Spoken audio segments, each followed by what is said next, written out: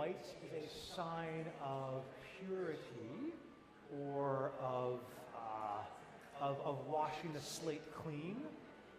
So, which is a big goal that we have, like kind of giving a big reset for this coming year, especially on Yom Kippur when we say I'm sorry. And another reason I have heard is that especially on Yom Kippur, we are kind of acting like angels. We're kind of acting like those malachim, those messengers from God. And that is another reason of wearing white, of kind of looking like them. And especially on Yom Kippur, well, angels don't need to eat or drink, so we're going to be like them on Yom Kippur. You like that one? Yeah? Although, I mean, yeah, I'm not eating anything this Yom Kippur, and I feel like I do my best by the end to act like an angel, but it's really hard for me to do sometimes because I get hangry.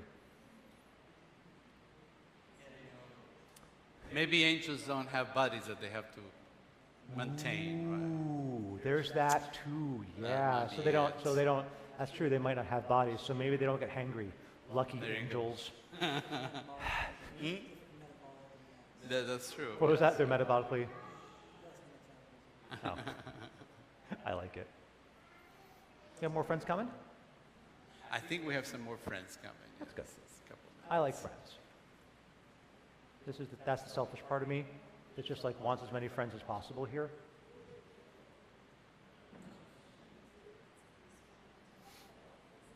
Another reason why I like wearing this outfit, besides it being white and definitely very Rosh Hashanah and Yom Kippur, look at these pockets. That's fine. These pockets are huge. Now, have you told them where I got this? Okay. This special outfit. Outfit.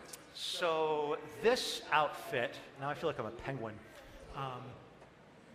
Before we were married, but we were still together, my wife and I, my wife was spending 2 years in the Peace Corps in a place called Senegal. Senegal is in Western Africa. It is, if you think of the African continent, it kind of has this, bump on the western side. Senegal is part of a little bit of that western bump out there. And so while she was there, I went and visited her a couple times, and she said, wait a second, people like out there, a lot of them like to wear these long flowing robes because they live pretty much in a desert. And so she said, well, since you're out here, I know a tailor. Do you want to get a couple of these made? And I said, yeah, I do want to have some of these made. So this one was made for times like this. And I do have another one. That's my, everyday wear. And I'm afraid to ask what color it is. It is bright neon green. For some reason, I knew it was going to be something flashy. Flashy. Well, yeah. I mean, that's the thing is that style out there has a lot of bright colors, which I think is so cool. And it also has black, like square geometric patterns. I'll wear it one day. And here we are, Jews, white and blue. I mean, that's about it, right? Very true. White and blue. That's what we do. All right. Well, I think we can begin. I think so. All right. Well, welcome everybody. So those of you who were here last time when we did Rosh Hashanah together, we used a machzor, a prayer book. This is the same stuff, but it's not in a prayer book. So it's going to be all on our screen. We have a couple of little surprises. Nothing that makes noise. No, we're not. Yes. Today we say Al Chet Shekatanu Lifnechem for the fact that we gave you the shofarot on Rosh Hashanah. I hope you still have them and you've been enjoying them all week. I hope so. Yes. Unless someone decided to yeet them into a dumpster. Now we're going to learn one. This is a very difficult. It's a longer phrase that we say on Yom Kippur. Now today is Shabbat, so it's easy because we just say Shabbat Shalom. We can say Shabbat Shalom. Yeah. But I like that one. This is a good one. Yeah. The first word is gemar, Let's say that together. Gemar. Okay, that's the first word. What's the second word, Rabbi? chatima, Ooh, that's a good one. Chatima. What's the third? tova. Ooh, I know that one. Tova. Now let's start from the end. The last word means good. Okay. Chatima means signature or seal. And gemar means complete. And this is because on Yom Kippur we say that we do things and God watches us for next year. That would be a good year. And we wish everybody a good seal, meaning a good beginning and end of the year. I've also heard another reason. One of the reasons I've heard about that phrase too is that there's this idea that I've heard. Tell me if I'm crazy. That on Rosh Hashanah, God is opening this book called the Book of Life, and God is going, all right. Well, I want to make sure that the people who are going to be around next year are going to be around, and so God starts writing names, and writes many more names, and the hope is that for this year, I want my name in that book when it gets sealed up. And so I hope that that's going to be the case for all of us too, that we can be sealed for a great year in this book of life. Good wishes too. Exactly. Wonderful. Yeah. So, and that's when we say, among this, what I was trying to explain is that there are a lot of English words there. May you be sealed in the book of good life. And there are only 3 Hebrew words. Something's going on here. Something's missing. And our cantor already explained, it's because of this whole idea of the book. But we shorten it and we simply say, Gemar Chatima Tova. Good sealing. Gemar Chatima Tova. I like that one. We have with us this afternoon Maestro Phil, who is right there at the piano. Hello. You're so far away. We shouldn't start singing a song every time we say a phrase. I know, but it's really bad. hard for me to do that. I know. But it is good and pleasant that brothers and sisters sit together like today. All of us. So I'm not sure what melody we want. Well, you got a melody at your fingertips, because as soon as you play a melody, I'm going to start singing it. If you bust out a Hine Matov, I'll probably know it. Okay. Oh, that's a fun one. Hine Matov, Shevet Achim Gam Yachad. Hine Matov, Umanayim Shevet Achim Gam Yachad. Hine Matov, Umanayim Shevet Achim Gam Yachad. Hine Matov, Umanayim Shevet Achim Gam Yachad. Hine Matov, Umanayim Shevet Achim Gam Yachad. Hine Matov, Umanayim Shevet Achim Gam Yachad. That is from our brothers and sisters out in Yemen. Pretty far away. We read together on Rosh Hashanah, we began the circle of Teshuvah, saying, I'm sorry. We ask God to forgive us for all the times we might not keep a promise when we sing the song Kol Nidre. And last evening, we had a big service here in our sanctuary. Some of you maybe were here. Some of you watched it on TV. And we took all the Torah scrolls out, and we sang this big prayer. It's big. Maybe we can hear just Yeah, you can the hear this. beginning. You can hear this, of course. Here's how I like to sing it. Kol nidre ve'esarei v'chalmei v'konayei v'chinuyei v'chinusei u'shevut. It's a really old melody. How old is it? How old? Okay, so it is so old that there are some people who say that that melody was revealed at Mount Sinai when Moses received all of Torah. Really old. That's what some people say. I think the real answer is we have no idea how old it is. But we know it's been around for a long time. There's a whole group of melodies that have been around for a long time. We've heard some of them during these High Holy Days. They're pretty neat. Thank you, Cantor. Sure, of course. That brought back memories of last night. Yeah, that was so long ago. Well, now we have done a little preparation. We learned a few things about this day, Yom Kippur. I think Yeah. we're ready to begin the more formal part of the I service. think so.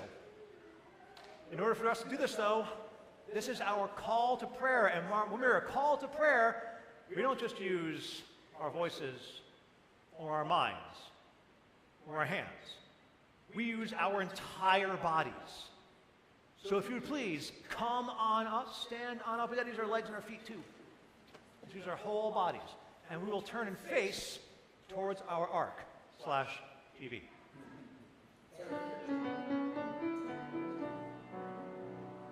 Ya la la la la la la la la. Ya la la la la la la la la. Ya la la la la. Ya la la la la. Ya la la la la la la la la. Ya la la la la. Ya la la la la. Ya la la la la la la la. Baruch hu et Adonai.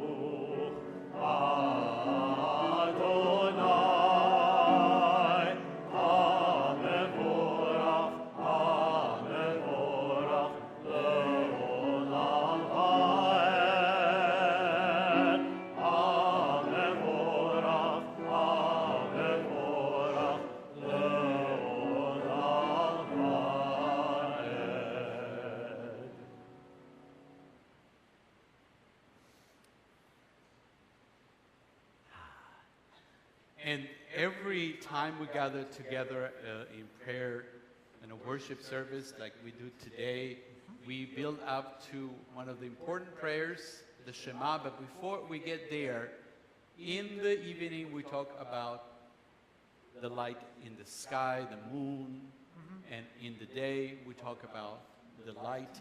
But light also is called the sun. Oh, We talked okay. about this last week. Yeah. Wait. I'm still trying to. Never mind. I'm just still.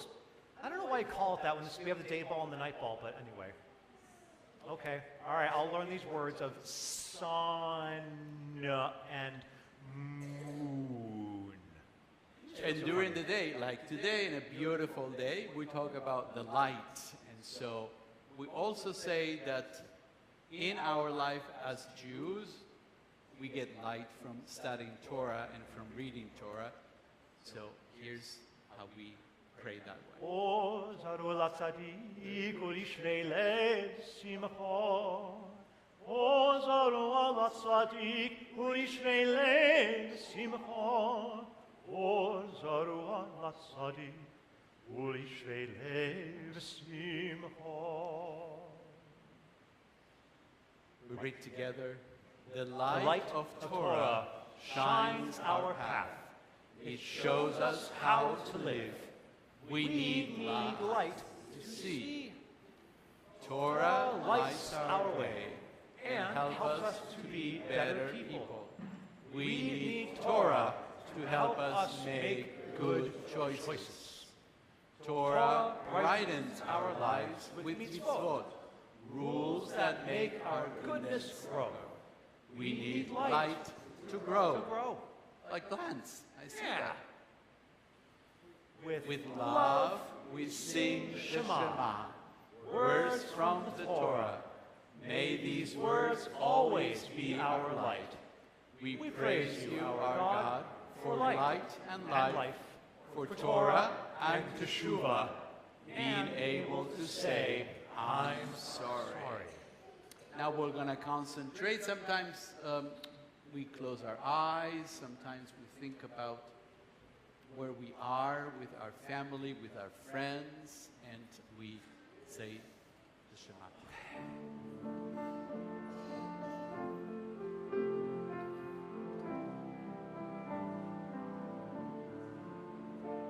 Shema Yisrael, Adonai Eloheinu, Adonai Echad. Shema Yisrael, Adonai Eloheinu, Adonai Echad. Shema Yisrael, Adonai Eloheinu, Adonai Echad. Shema Yisrael, Adonai Eloheinu, Adonai Echad. Baruch Shem Kevod Malchuto, Le'olam Va'ed. Baruch Shem Kevod Malchuto, Le'olam Va'ed. Shema Yisrael, Adonai Eloheinu, Adonai Echad. Shema Yisrael, Adonai Eloheinu, Adonai Echad. Shuvu, you can take a seat.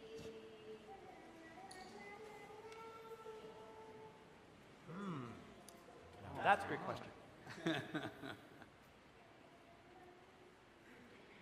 We read together, how do we love God with all our minds? We love God with All our minds when we study Torah. Ah. Help us, God, to make good choices according to the rules of kindness in the Torah.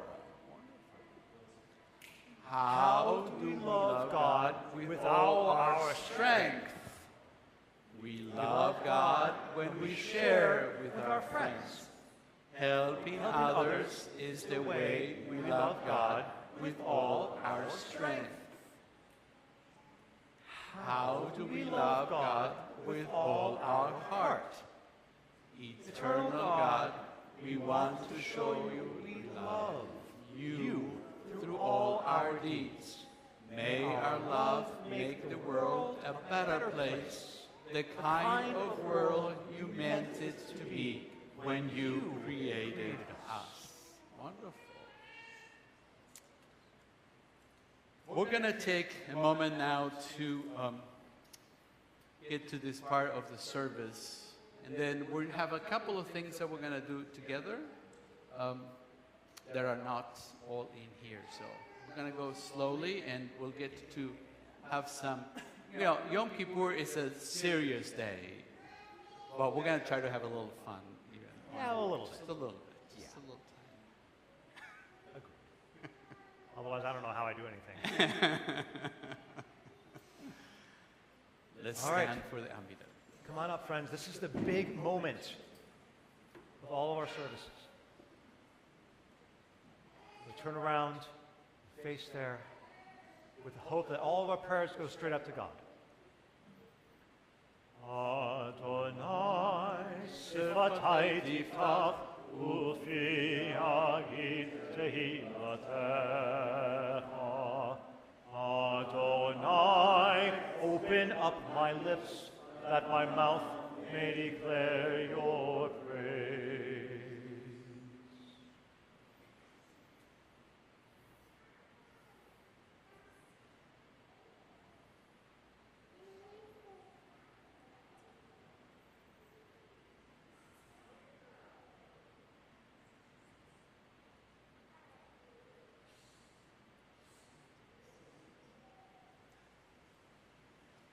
someone pointed out what they saw on there.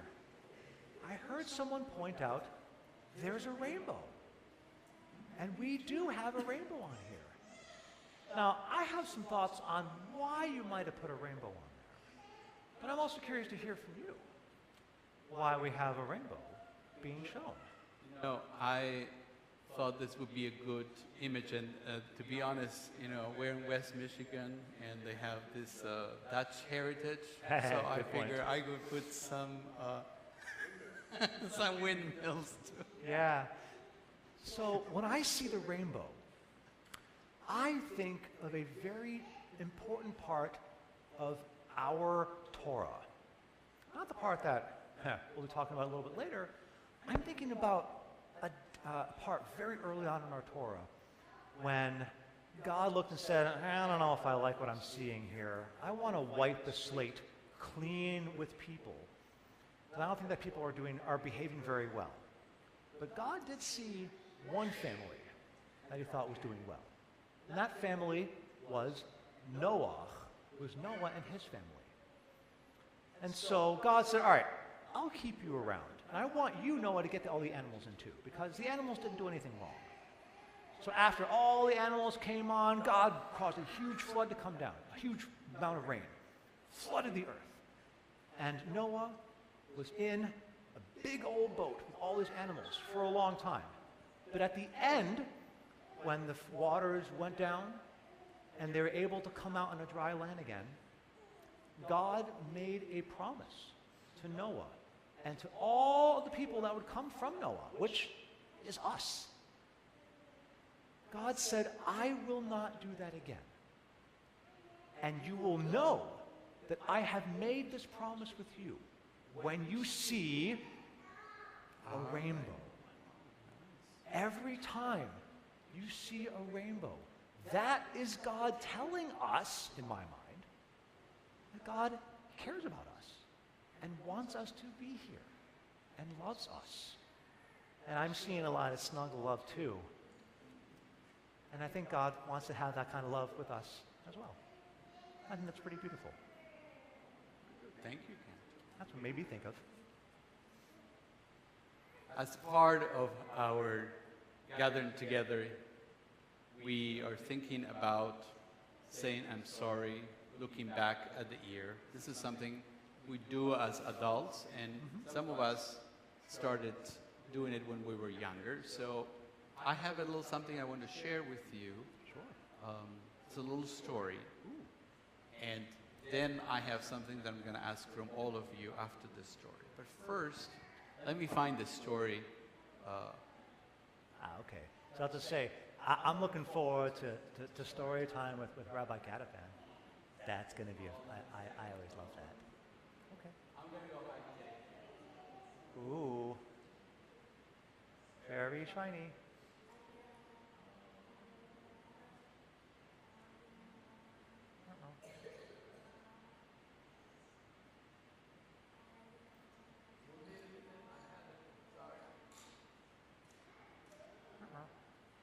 Remember which browser you were using?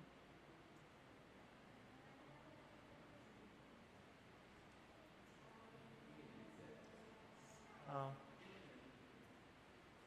Do do do do do do do do do do do brum. Do do do do do do do do do do do do do do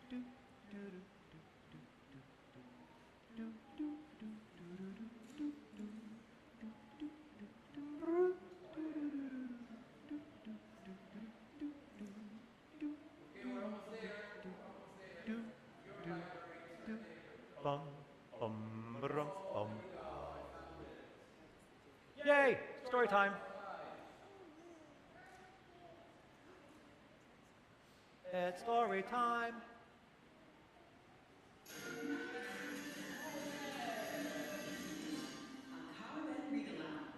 Visit our growing Jewish library for children at www.carved.com. Enough of the ads.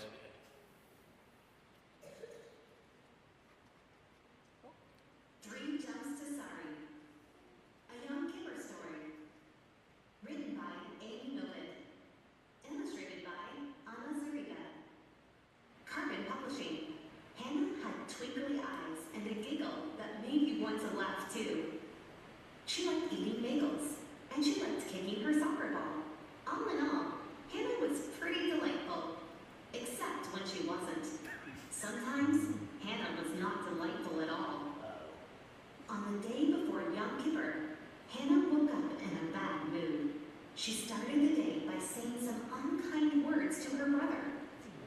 Then she added some messiness in her room. Uh-oh. That's it, said her mother. I have had it. Sorry, said Hannah in a high, silly voice. But she didn't sound very sorry. Her mother frowned. Sorry, yelled Hannah in a very loud voice. Quiet voice, please, said her mother. And that was not a real apology. What's an apology? Asked Hannah. An apology means saying you're sorry, said her mother. But I did say I was sorry, whined Hannah. I said it twice. Hannah was so mad that she kicked her soccer ball. It hit the pretty glass apple, her mother's favorite Rosh Hashanah decoration, which was sitting on the coffee table. It's not my fault, said Hannah unhappily. But of course it was. Please give me some paper and crayons, said her mother. Why? Thought Hannah as she ran to the craft box. Maybe she wasn't in trouble after all. Hannah's mother wrote a big number 1 on the first sheet of paper. She put the piece of paper on the floor. Then Hannah's mother wrote 2 and 3 on 2 more pieces of paper and put those on the floor too. This is a game I think you'll like, said Hannah's mother. Jump on the number 1. Hannah did. The first step of an apology is admitting that you did something wrong, said her mother. I'm sorry, Mommy, said Hannah, softly this time. I'm sorry I broke your apple. I wasn't supposed to kick the ball in the house. Good. It's nice to hear you admit it. You may jump to number 2. This was like a hopscotch game. Hannah jumped on the sheet of paper marked 2. The second step of an apology is feeling bad about what you did and wishing you hadn't done it, said Hannah's mother. Hannah looked at the broken bits of the glass apple. She thought of her mother's sad face. It made Hannah's heart feel tight and her throat feel lumpy. I do feel bad about it, she whispered. I really wish I hadn't kicked the ball in the house and broken your Rosh Hashanah apple. I know you feel bad, said Hannah's mother. So do I. Hannah didn't want her mother to feel sad. She was relieved when her mother told her she could jump to number 3. The third thing is to try your very best to never do it again. Hannah thought about this. Could she really promise never to kick the ball in the house again? She wasn't sure. She might want to kick the ball in the house again. She knew she didn't always make good choices. But she could also be smart, kind, and careful. All in all, Hannah was pretty delightful. Hannah promised. I won't kick my ball in the house again, Mommy. I'll go out into the yard if I want to kick the ball. Her mother's face relaxed into a wonderful smile. Now that was a good apology. 3 jumps to sorry made everything better, but a big hug was best of all.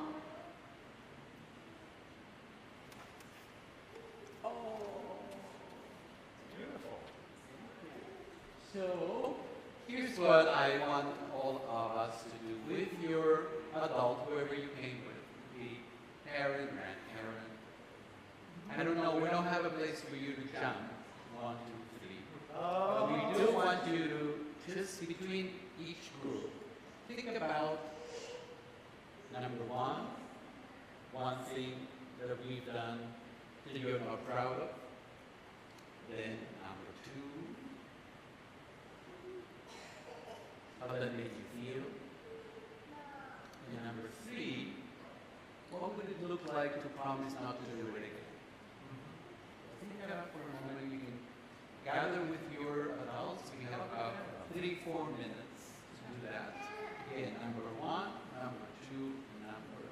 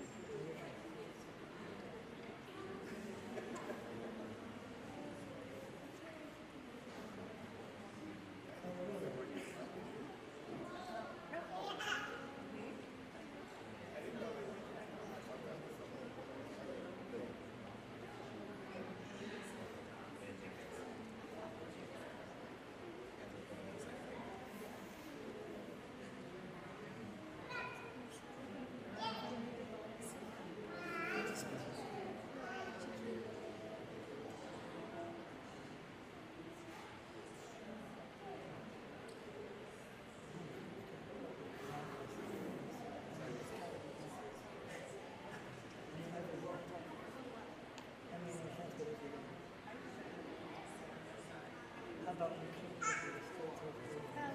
I mean, that was the best.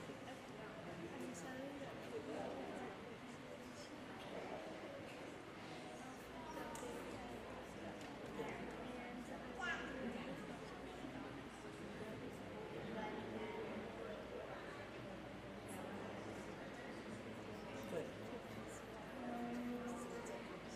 No, it's going to be just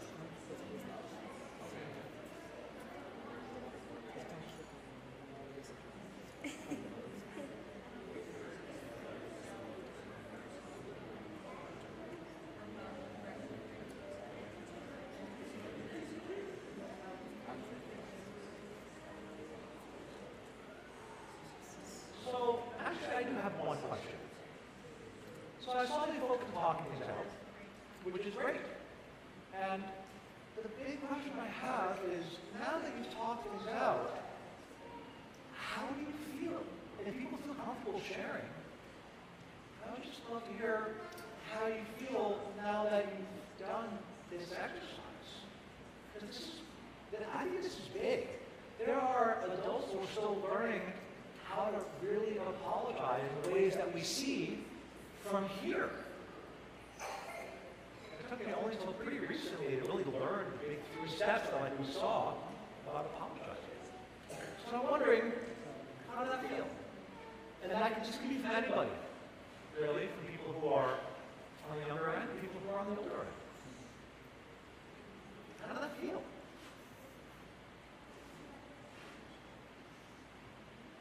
I can tell you that I felt good having a real conversation with someone like that with them, because I made mistakes here, and we talked about it a little bit, and I feel better knowing that he and I are on the same page, and that we had a good plan moving forward. It means a lot. And I'm curious if anyone else wanted to share too. You don't have to. I'm just curious. Thanks, Chris. Thanks for sharing. One of the big prayers that we have on Yom Kippur and High Holidays, we did Kol Nidre earlier today. Here's the other one. When we ask God, and we call God in this prayer, Avinu Malkeinu, our King, our Sovereign, our Parent, our Father, our Mother. All those words are part of Avinu Malkeinu. We have a melody that we sing, but we want to first think a little bit and read what Avinu Malkeinu means for us in English, so that when we sing the Hebrew, those of you who are able to will have a little more meaning. So here we go. Avinu Malkeinu, you bring goodness to our world. Avinu Malkeinu, you are all around us. Avinu, love us as our families love us. Avinu, your love is always with us. Malkeinu, guide us as a wise leader would. Malkeinu, you lead us to live by the Torah. Avinu Malkeinu, bless us with a good ear. Avinu Malkeinu, give us health, keep us free, bring the world to peace. Avinu Malkeinu, show us kindness because we are your children. Be fair and loving and help us. Amen.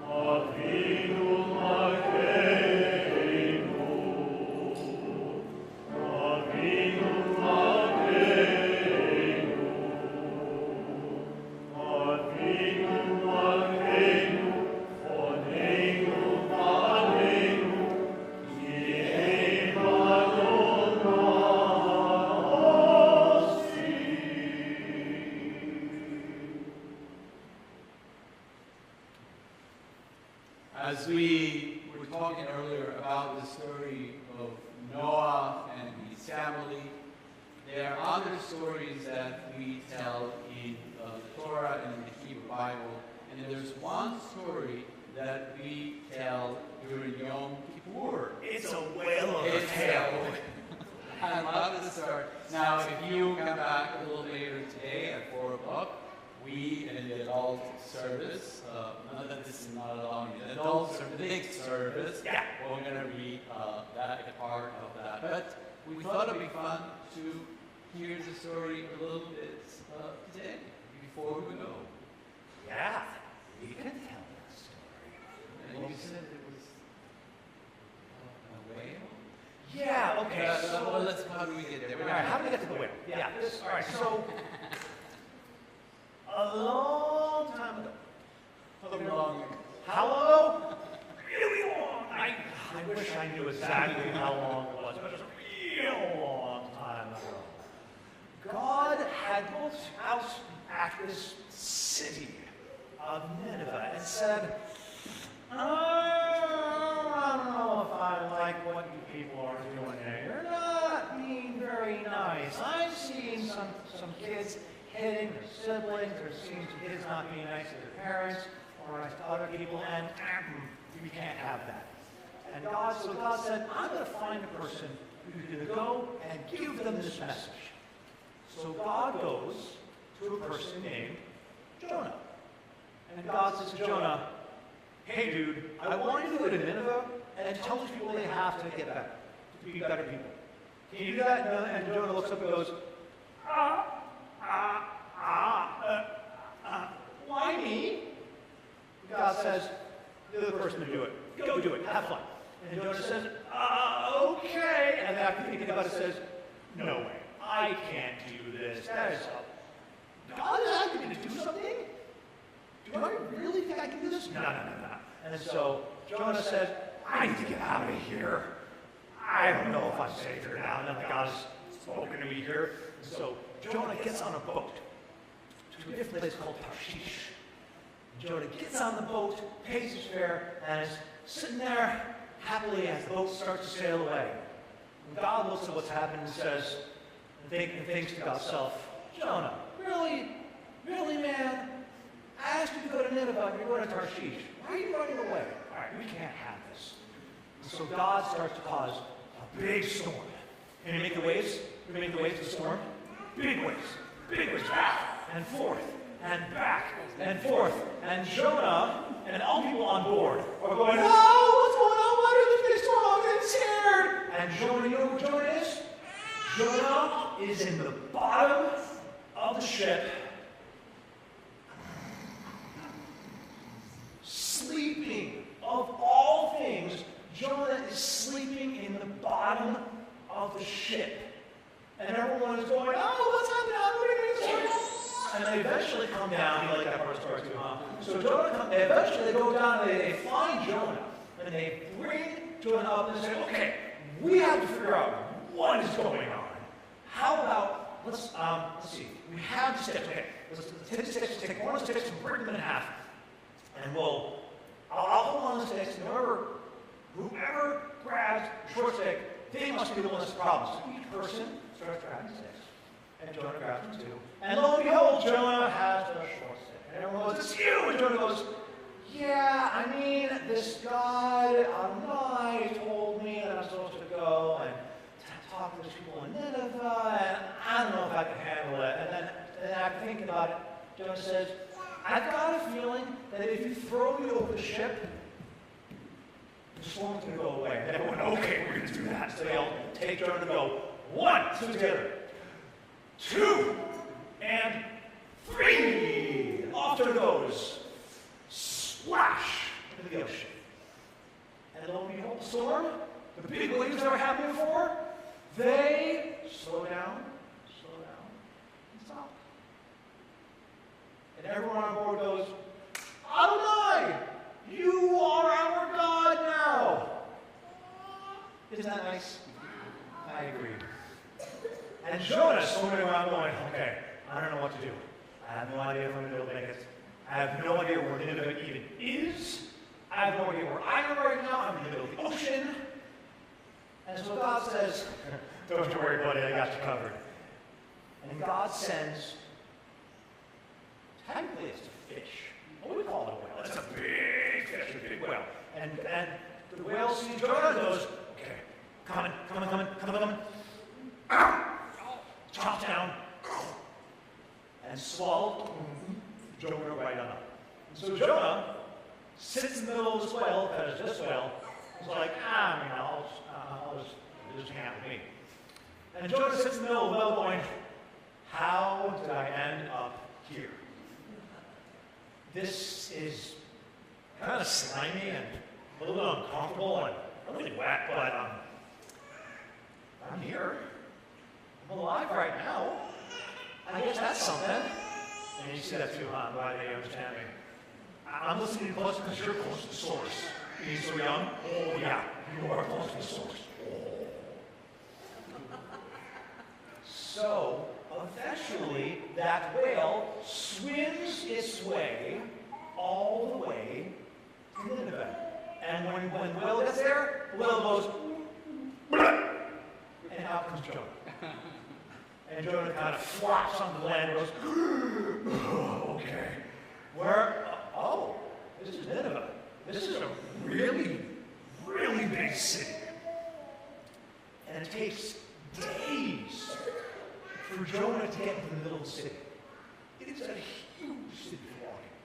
And eventually Jonah gets in the middle of the city and says, hey, people! God wants you to be better! You've got, I forget how many days, you've got a couple of days, and if you don't get better, God is going to bring the city down. And everyone goes, oh no. God is like, what we're doing. We need to be better. And so everybody, including the king of the city, starts talking to God and says, God, I've made mistakes. I'm doing things that are not right. We here are doing things that are not right. We are sorry. And God sees what everyone in Nineveh is doing and says, oh, you're doing teshuvah. You are saying that you are sorry. You know, because you're saying that you're sorry, I will not destroy the city. And Jonah is watching all this happen from far away, and Jonah is expecting that God is going to make a big boom happen. It's going to go gone. And Jonah's watching and watching and watching, and nothing happens. And Jonah gets annoyed. God, I thought you said you were going to destroy the city. But God says, Jonah, these people did teshuvah. These people I care about, they found out what they did wrong. And they changed their ways. And you, Jonah, can change your ways too. And that is why we read this story on Yom Kippur. Because it is a big way of understanding how if we make good changes, it can affect not just me, not just my friends, not just my family, but everybody all around us. And I think we read it too because it is a whale tale. And that is our story of Jonah. Did you like it? Yes. Yeah, I'm glad you liked it. It's a fun story. And I get to hear it twice today. That's true. You get to hear it once with me being silly, and the second time with me being not so. I think that's all the time. Cool. So now, friends, you just heard the story of Jonah. Now, what I have, thanks to our wonderful rabbi, I have coloring pages. I have, let me get these at the bottom. And I have groups of 4 in here that also help tell the story of Jonah as well, that you can take with you. And, haha, Now, I'm not just giving you color pages and saying bye. No, no, no, no, no, no, no, no. I would not do that to you.